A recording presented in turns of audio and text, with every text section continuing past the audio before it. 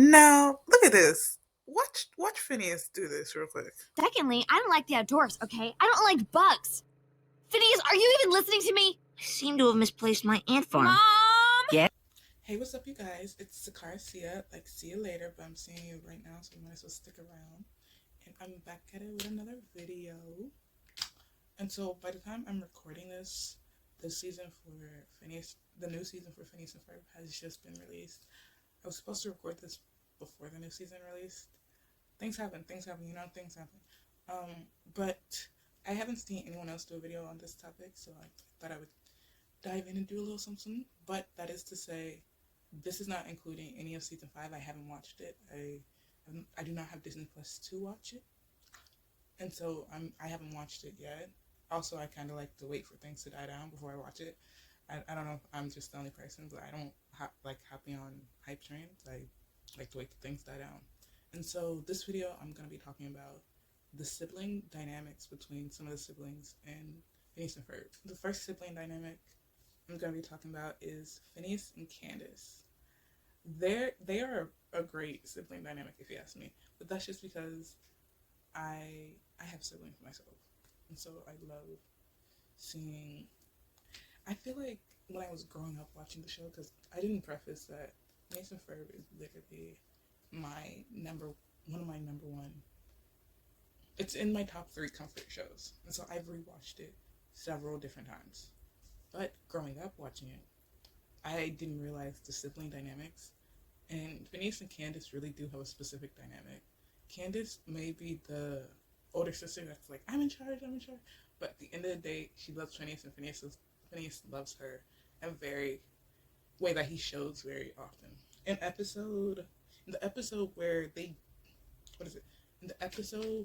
have the fashion show, Phineas asks Candace while she's watching the fashion show, like, he doesn't even get it as like an 11-year-old child. He's like, I don't even understand fashion. And Candace is like, fashion is art.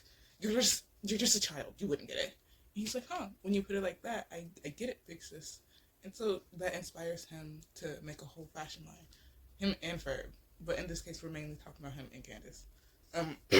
That inspires him to make a whole fashion line. And I think that's so, like, little brother-esque to be like, I don't get this. This doesn't make sense. But as soon as your sister tells you it in a way that makes it make sense, you're like, oh, I kind of understand it. I kind of get it. And then he creates the line, and he's like, yeah, I did this. It was all thanks to big sis Candace. And I'm like, period. Because he loves his big sister. And Phineas really does, I feel like, show how much he cares for Candace. But he also acts like a little brother all the time. In the Mount Rushmore episode, they make the Mount Rushmore into Candace's head. And in that episode, he and Ferb were talking like, we really want to up how we did last birthday, because the last birthday was not it. The monkey, she did not like the monkey and all the circus stuff. That was not it. And so they made sure to get a gift that she would like, something that they feel she would like and would enjoy as a birthday gift. And so they actually think about her. They actually know her to a degree. And it doesn't really show them bonding all the time, but they be knowing her. They be knowing what she likes and what she doesn't like. They be paying attention. Now, they are just 11, so they don't have the most, the most detailed of knowing what they like. But, they be knowing. They be knowing what she likes. And also in that episode, there's a moment when they're showing the big reveal and Candace doesn't smile at the mountain. Phineas is like, there must be something wrong. And he looks up and it's not Candace's face. So he kicks something or they knock something over and it turns into her face. And she's like, oh my gosh, because he knows his sister and he knows him and Ferb, I feel like, work together to know what Candace likes. What's that? Oh, that's just Candace's old treehouse. She doesn't use it anymore. Well, that's just sad. Hey, what if we gave it a makeover? Sure, something more, I don't know, Candace. Yes. Because at the end of the day, it's like, Phineas has been with Candace the longest, next to Linda, of course. And so he knows his big sis. And their dynamic, he really does act like a little brother, but he also acts like someone a little brother who looks up to his big sis. And I think their dynamic is very cute. Outside of Candace constantly trying to bust them. But I think she just enjoys that person. She just has that personality about her. She doesn't really... And genuinely mean it, because we saw in the episode where she dreams she busts the boy, she doesn't actually mean it, and she actually misses the boys a lot, and so the busting gives her character, and she's okay with, like, at the end of the day, she would not really want them to get busted, and so she's happy about the mysterious thing. She acts mad, but she's very happy that they're constantly in her life. The next sibling dynamic I will be talking about is Phineas and Ferb. It's okay, Ferb. She's gone. You can look now. No, not taking any chances. Hey, look, there's Perry. Still not looking. Phineas and Ferb have them as a pair, like the show's about them, but them as a pair, they have a very much, I want to say Mario and Luigi type vibe, but maybe that's just because they're brothers. But they are a team. They are, they're kind of like twins, but they're not, okay? They're around the same age. They're that perfect, same age, but different people energy. Two people that have different personalities, but they're a duo. You don't think of them separately, typically. In the episode Ready for the Betties, Phineas and, what is it? Speaks to her. Phineas just thought Ferb planned a spy day for them. And Phineas has this unwavering trust in Ferb. Now, mind you, they're both 11, so they have no reason to not trust each other.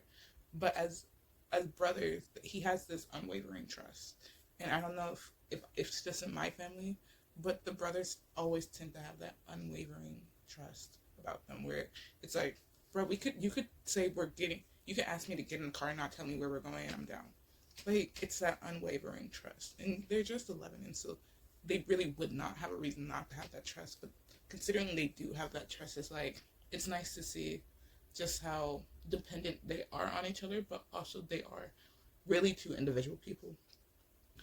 Phineas, I feel like interrupting Ferb several times in that episode really showed that Phineas does all the talking, but he's also still just a little kid. You know, they're still brothers at the end of the day. You're gonna interrupt your brother talking.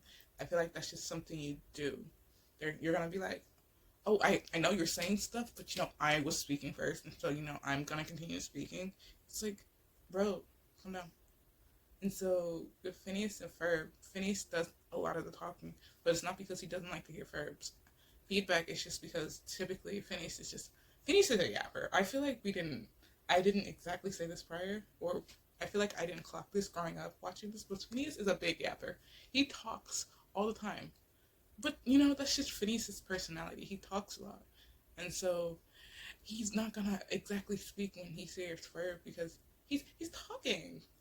And then when Ferb's grandpa comes over, aka Grandpa Fletcher, when he comes over, Ferb does all the translating of British slang to Phineas.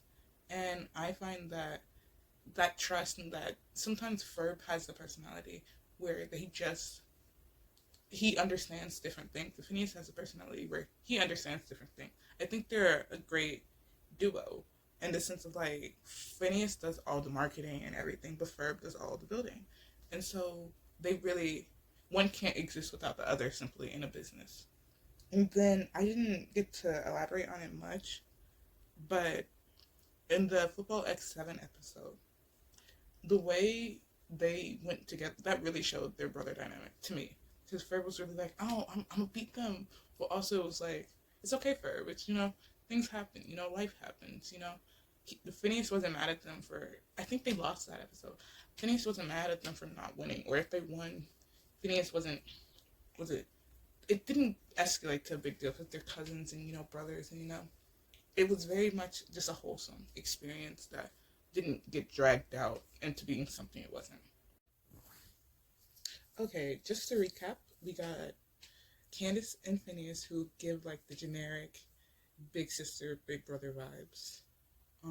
But, like, because of the age gap, it's more wholesome than it is, like, combative. You got Ferb and Phineas that give, like, Mario and Luigi. And then our next pair of siblings are Stacy and Ginger. Only obvious technical infractions. Go away! Stacy and Ginger, I find their sibling dynamic is something I would like to see more. Given the fact that we are getting a revamping of this show. I haven't watched season 5, so I'm not sure if they add more of Stacy and Ginger, but I would like to see them more to confirm my suspicions. But from the episode we did see of them, we saw the episode of them doing they did a competition where they were each on opposite sides. And the episode I think was One Good Turn. And in the episode, Stacy sees the trophy, and she's like, I want a trophy. Because Ginger has a lot of trophies. And their mom kind of looks at them like, huh, Stacy, where are all your trophies? And I don't think the mom genuinely means it like that, but that's the delivery that she kind of gives. And so Ginger has all these trophies as a 11-year-old girl. And Stacy's like, I ain't got no trophies. I'm a 16-year-old girl. And then my mom, then them being from a household in which, I'm going to say, they're Japanese, by the way. And so them being from a household of different cultures and everything, that also comes into play. Where in a lot of people of color and in a lot of families where we are people of color, there's that dynamic of one sibling is always going to be the golden child. And essentially that's what I feel Stacy and Ginger are leaning towards. And so Ginger is like the golden child, and Stacy, she's only 16, but she hasn't accomplished too much. At least she feels like she hasn't accomplished too much. And because she feels that, she goes to try to get this trophy. And when she's trying for this trophy, she gets real competitive. She's like, oh my gosh, I need to get this trophy so I can show that I'm just as good as Ginger, because Ginger will not outwin me. And Ginger, being the little sister she is, she's completely oblivious.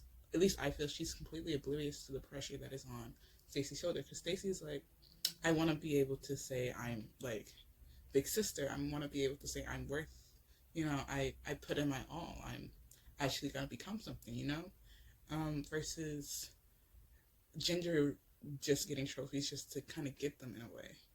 Stacy's like, no, I'm not going to be undermined like that. Just because I don't get trophies doesn't mean I'm not as worthy. And so Stacy, when she does the eyeball thing, she does to Ginger in that episode. And Ginger is like, that's code for I love you, sis. Because Ginger is completely like, she's thinking like, oh, this is friendly and sisterly competition. And Stacey's like, no, I'm about to beat you. I'm about to win so that way I can show mom that I'm better than you. Because she obviously thinks you're better than me. Again, I don't think her mom actually thought like that. I think it was just the delivery in which they want us to interpret it. And so Stacey's like, I'm gonna win this trophy. And she wins the trophy just to have a conversation with Ginger, and Ginger being like, I only got all those trophies to show my big sis how good I am. I only got those to impress you, big sis. And she's like, oh. Stacy, that thought didn't cross Stacy's mind. Stacy thought she was just getting all those trophies to make her look bad. When in reality, her being an 11-year-old girl, she doesn't think like that. She looks up to her big sister. And she wanted to get those trophies to show her big sister just how much she looks up to her and just how much she can do. And I think their dynamic is one that it's very cute, but it's also very common. I feel like out of all the sibling dynamics I'm speaking about, theirs is the most common. Where there's a lot of unspoken beef with the siblinghood, where it's like we love each other, but there's unspoken tension between us that has not been discussed. And we're not really, it may take a while for us to discuss it. Because mind you, Stacey is 16. She could have had this conversation with her a long time ago. And so I don't know. That's why I want to see more of their dynamics so I could talk more about it. But I don't think, as of right now, that's all I could really say on their dynamic. The last sibling dynamic is Jeremy and Susie. I despise this dynamic, but I feel out of all four dynamics, I feel like this one would be the second most common sibling dynamic I've seen personally in real life, which is Susie being the spoiled brat and Jeremy being the responsible older brother. Basically, that's what this is. I'm not going to front, as someone who is kind of the youngest, I understand Susie to a level, and I hate that I do. I'm not the youngest anymore, so I've matured quite a bit, but I hate to a degree how I understand a bit about Susie. I get her perspective a bit more than I feel like I should or want to. But Susie calls Jeremy for everything. And Jeremy, I feel like, is just a big brother. I feel like he's a standard big brother. You know, there's not really, doesn't go out of his way too much. He takes on the responsibility of big brother, but he also genuinely doesn't know she has a brain. He doesn't know she does other things outside of, you know, bubbles, hee hee. You know, he doesn't know that. And so his favorite quote to her though, it's like, "Who's my favorite girl?" And I'm like, that's kind of cute. Like, I kid you not, as a guy who has knowing guys who have younger sisters and the way they treat them, it's very cute to sometimes see, just sometimes. And so I feel like he gets in on the spoiling her, but he doesn't over spoil her. It's mostly because I think everybody else in the family spoils her, and so he spoils her by proxy, but it's not like he doesn't go out of his way to spoil her, but he does care about her, and she is a responsibility nonetheless, so he can't just not care about her. He's like, gotta go watch my little sis. You know, it's not like he's watching her because he legitimately wants to be there, or being with Candace or being somewhere else. It's literally a responsibility. And one thing about Jeremy, I won't lie, one thing about that man is that man knows his responsibility. He knows what his priorities are. He was working those hours at the Slushy Dog. He's a hard worker. He doesn't mind putting in the work. Let's just say that. And so he's aware he has responsibilities. And so because of that, Susie is literally just another one of his responsibilities. Susie is like 5. And so she's more focused, from a 5-year-old's perspective, she's more focused on being the girl who gets everything she wants, basically. She's not as focused on people and loving people's personalities right now. She's 5. She's thinking selfishly, but again, she's 5. Okay, I don't know. Again, as someone who was spoiled, I get what she's saying. Where it's like, you're 5. You're getting all the gifts. You're getting spoiled. You're getting all the attention. You want that when you're 5. And so she doesn't really have much of a personality that is outside of her age gap, outside of the age we've given her. And so she's like, she just wants to be spoiled and have a good time. She's like, yeah, I want to be spoiled. And I want all the attention. I don't want anyone else having the attention I get. So her sabotaging Candace is more or less of her just wanting her attention. She's like, I want his attention all on me. And to me, if that's what I want. Now, this trope, I'm hoping that as time goes on in the Phineas and Ferb universe, she grows out of this. Because personally, this is just kind of weird to me. But there are people who don't grow out of this. And at the end of the day, they're in love with their brother. And they're like, I don't want to see him with any other girl. Sometimes it's the other way around with the older brother who's in love with their little sister. Like, I don't want to see her with any boyfriends. And like, that's weird. That's weird. After the age of 8, it gets to a point where it's concerning. But right now, it's not that concerning. Right now, it's just a little bit more of a spoiled brat with a responsible brother. That's essentially their dynamic.